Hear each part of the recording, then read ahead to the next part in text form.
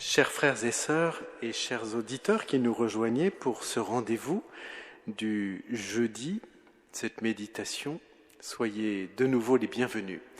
Jeudi dernier, nous avions médité sur la question qui peut irriguer chacune de nos vies, à quoi sert d'être chrétien ? Et vous vous souvenez sans doute, et si vous ne vous souvenez pas, vous pourrez réécouter la méditation, vous vous souvenez sans doute que j'avais fini en parlant de ces pèlerins de Saint-Jacques, dont certains sont partis avec une idée approximative de ce qu'ils allaient vivre, mais en tout cas un désir qui habitait leur cœur. Et puis, lorsque ces gens arrivent à Saint-Jacques de Compostelle, comme les milliers de pèlerins, après des semaines de marche, ils vont parfaitement à l'aise pour embrasser la statue de Saint-Jacques qui, comme eux, est vêtue comme un pèlerin. Et pourquoi sont-ils à l'aise ? Parce que sur le chemin, il s'est passé le mystère du chemin d'Emmaüs pour chacun d'eux. Le Seigneur est venu marcher avec eux mystérieusement et habiter leur cœur. Il est venu pour bon nombre d'entre eux, apaiser bien des questionnements, habiter leur cœur. Le Christ a marché avec eux. À quoi ça sert d'être chrétien ? Eh bien, ça sert à prendre conscience que quelqu'un habite chacune de nos vies. Pendant de nombreuses années, lorsque j'étais curé, j'ai eu la chance d'accompagner des jeunes, justement, sur le chemin de Compostelle. Et une bonne cinquantaine d'entre eux ont fait cette aventure jusqu'à Compostelle. Ces jeunes auraient pu choisir d'aller à Compostelle ou de ne pas y aller, mais en tout cas de choisir la facilité. Et j'ai été déconcerté de voir ces jeunes sur le chemin, jour après jour, de choisir l'effort, et un effort important sur eux-mêmes. Lorsque nous avons fait 260 km en 10 jours, sous le soleil, en plein été, en partant très tôt le matin, avec un curé qui les secouait parce qu'il fallait plier les tentes et partir à telle heure, ça demandait beaucoup d'efforts. Mais ils ont choisi cet effort. Et l'un ou l'autre m'ont dit comme cela, seul l'effort est payant. Et ils l'ont constaté eux-mêmes, dans leur corps, dans leur cœur, dans leur chair. Et surtout, ils ont fait l'expérience, pas après pas, qu'il y a quelque chose, qu'il y a quelqu'un qui venait travailler leur cœur. Et pour beaucoup d'entre eux, apaiser déjà bien des combats qui habitaient leur petite tête.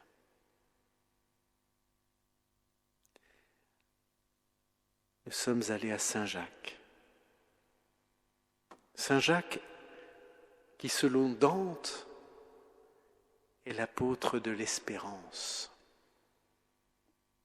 Et ces jeunes ont fait justement l'expérience d'une espérance.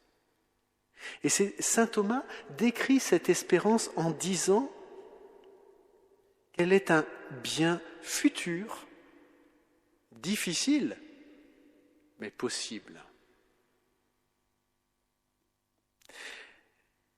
Je me dis souvent que nous n'aurons rien à dire à des jeunes sur notre foi si nous ne sommes pas prêts à partir en voyage avec eux. Littéralement parfois, en marchant et en suant avec eux, mais aussi souvent mentalement. Nous faisons tous partie, nous qui sommes ici, de la génération Jean-Paul II. Certains d'entre nous ont connu d'autres papes.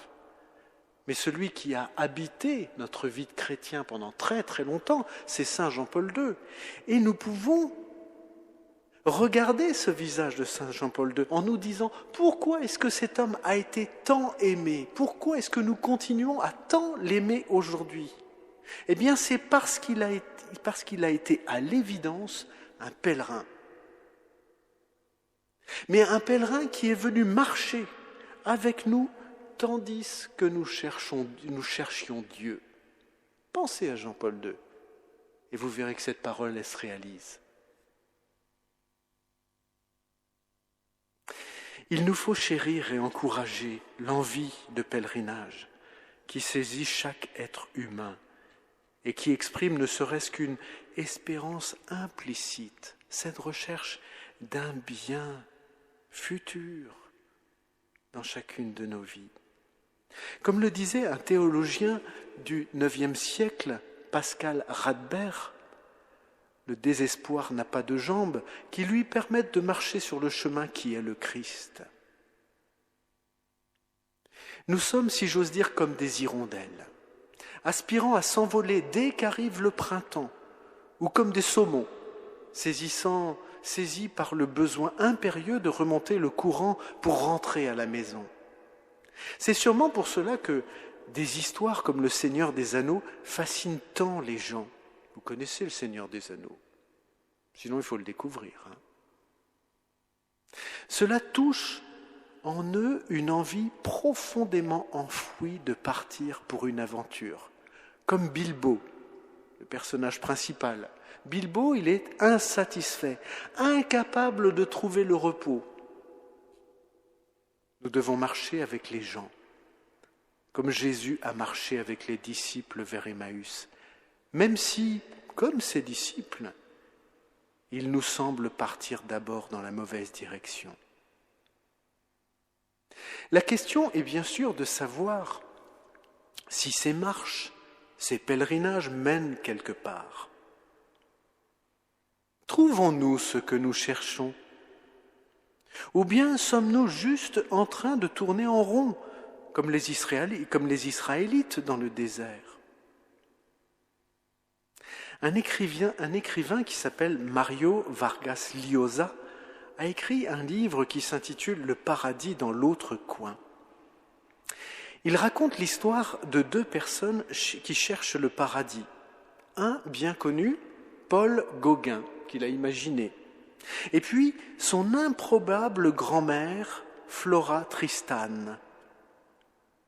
Gauguin espère le trouver dans un paradis tropical, pas encore abîmé par la société industrielle occidentale.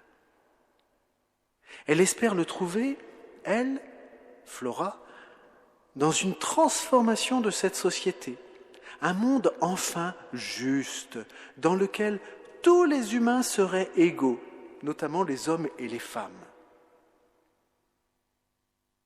Lui, il cherchait le paradis dans une continuation du passé. En disant cela, je me suis souvenu d'une arrière-grand-tante qui était née bien avant le siècle dernier. Je parle de 1900. Et je me rappelle dans ma jeunesse de cette arrière-grand-tante qu'on allait visiter chez elle, qui vivait dans une maison qui était figée, on peut dire, en 1910. Pas d'eau courante, pas de courant, le sol en terre battue, elle-même qui ressemblait à une image d'Épinal. Aujourd'hui, on pourrait dire qu'elle avait un bilan carbone équivalent à 0, mais elle était figée dans son passé. Et surtout, il ne fallait rien toucher. Rien toucher, sinon son monde à elle se serait complètement effondré. Elle était figée dans un espèce de passé idéalisé, mais qui était passé. Le Gauguin du livre vit dans ce passé quelque part complètement idéalisé. Et puis, sa tante, elle, cherche le paradis dans une anticipation du futur. Et vous savez ce qui se passe dans le livre ? Eh bien, l'un comme l'autre ont été déçus. Parce que le monde dans lequel ils se projetaient, il n'existait pas. La plus fameuse peinture de Gauguin s'intitule « D'où venons-nous » ? Qui sommes-nous ? Où allons-nous ? Elle date de 1897. Et c'est le testament du peintre avant qu'il tente de se donner la mort, vous le savez bien, l'année suivante. Gauguin avait fui l'Occident pour chercher un paradis à Tahiti. Il y a de très belles peintures de Tahiti. Mais Tahiti était déjà abîmé. En 1891, il s'en alla plus loin encore, aux Marquises, mais l'administration coloniale et les missionnaires l'avaient précédé. Il n'y avait plus de paradis. Il était au désespoir. Il était au désespoir parce que, quelque part, sa vie n'avait plus de sens. Qui sommes-nous ? Qui sommes-nous ? Cette question se trouve encadrée par des questions sur le passé et sur l'avenir. Nos ancêtres chrétiens vivaient dans le cadre d'une histoire qui remontait à la création et qui regardait vers le royaume. Elle avait un sens, leur histoire. Nous venons de Dieu et nous retournons à Dieu. À quoi ça sert d'être chrétien ? C'est peut-être cela, de comprendre cela dans notre vie de petit homme. Nous venons de Dieu et nous retournons à Dieu. Le pèlerinage, chez nos ancêtres, était l'expression de cette espérance. Notre société a, dans son ensemble, perdu cette histoire commune. Et notre confiance dans les espérances laïques s'est même affaiblie elle-même. On ne le voit que trop bien aujourd'hui. Le rêve de paradis politique de Flora Tristan, dans l'histoire du livre que je citais, s'est écroulé dans une large mesure et il reste peu d'endroits où nous puissions échapper aux effets catastrophiques de l'industrialisation qui abîme la planète. Et puis quand l'industrie s'arrête, comme c'est ce que nous vivons actuellement dans ce temps de pandémie, c'est le monde entier qui s'écroule et qui perd son sens. Le paradis est donc généralement sorti de l'imaginaire que nous partageons et nous ne marchons plus ensemble vers un destin commun. C'est peut-être pour cela que de plus en plus de jeunes Européens croient en une survie individuelle.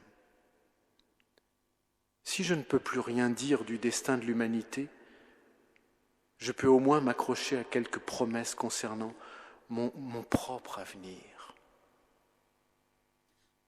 Il y a 50 ans, on pouvait sans doute se dire, comme l'écrivait l'écrivain Charles Dickens, « Le temps s'écoule vers sa fin et le monde, pour l'essentiel, devient meilleur, plus aimable, plus tolérant et plus encourageant. »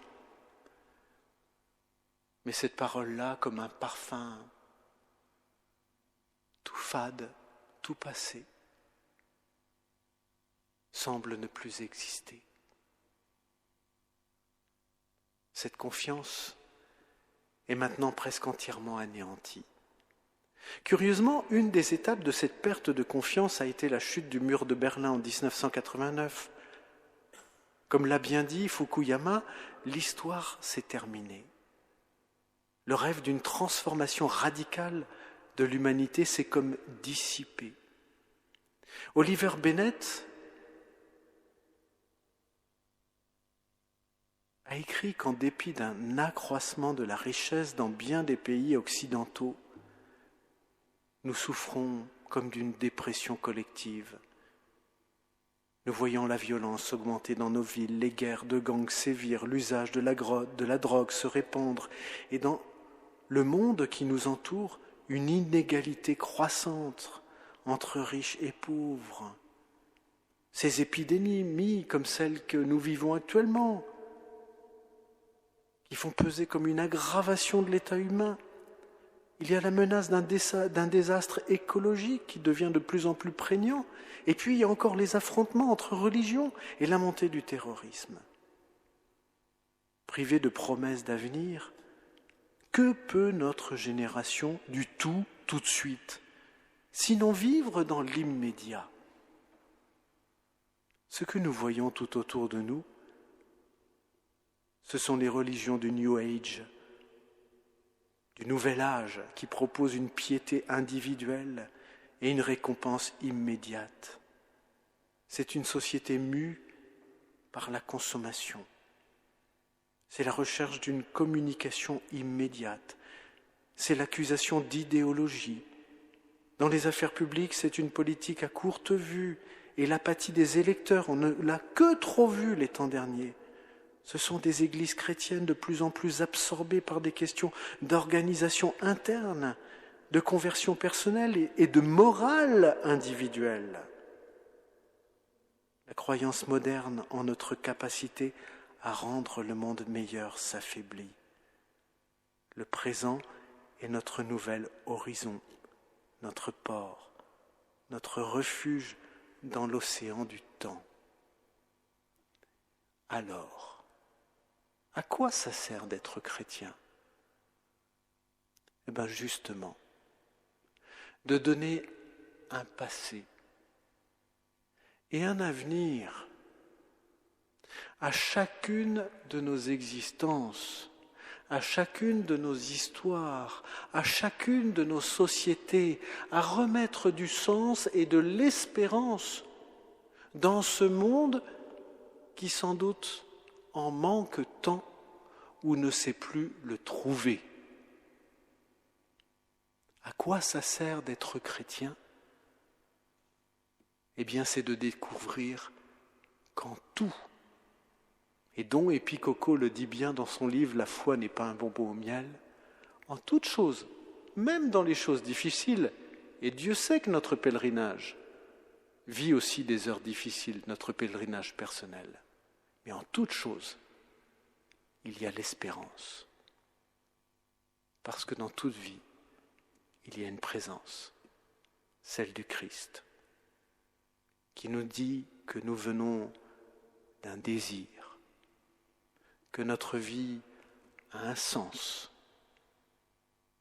et surtout que chacune de nos histoires, eh bien, a un objectif, celui d'entrer dans une vie pleine, que quelqu'un qui marche avec nous et qui s'appelle Jésus-Christ veut nous donner. Aujourd'hui, comme en tout temps, l'homme a besoin d'entendre ce message. Et c'est ce message-là que nous, humble communauté, plantée comme un arbre auprès d'un ruisseau en ce monde, c'est ce message-là que nous voulons donner au monde. À quoi ça sert d'être chrétien ? À reconnaître ce visage qui donne toute sa dimension à la vie humaine et tout son sens. Amen. Et à jeudi prochain.